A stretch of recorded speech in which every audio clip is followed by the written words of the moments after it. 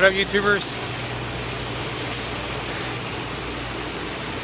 It's at the end of August, and it's time for me to do my hot tub maintenance.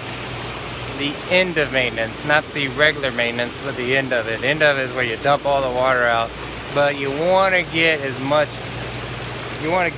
crap out of it as much as possible at this period, because you want it to be perfectly free of any oily or sootiness or bacteria in those pipes when all said and done. So how you do that?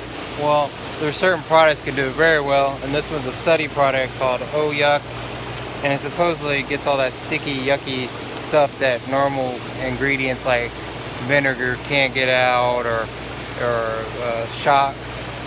upshock or shocking treatments, and so this stuff, is available for like $10 bucks, and you put in 8 ounces for like a 500 gallon hot tub. And I did it. It's really suddy. It was really suddy at the beginning. I've already gone through 6 shop vacs release. So what I'm doing is there's 2 ways of getting it out. There's one way is I'm going to turn it off. One way is to get it from the bottom. They have these, you put in a tube, a hose in there, you unscrew that out, and then you pull it out towards you, and it releases the water. The other way is to use a shop vac, and I like the shop vac approach because I can get it from the top where I can actually see how much contaminants are. And as you see here, I turned it off, and the contamination of the water, well, they're going to the bottom. They're still there, but they're not as visible on the top because the jets don't make them appear at the top. So, and if I turn on these pumps on again, see how you'll see this, it'll come back. Ooh. Wow, it's making some weird sounds. And so what I like to do is, my approach is twofold, top and bottom. Turn on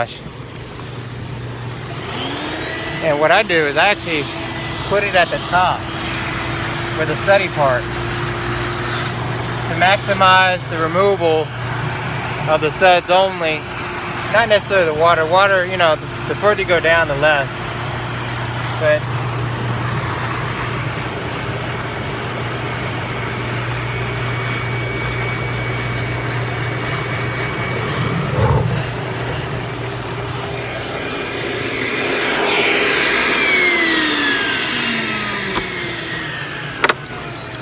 and then I'll dump that out. I will do this until I got a majority of the suds out from the top, and then I'll drain it, and then I'll turn on the water again and see how suddy it is.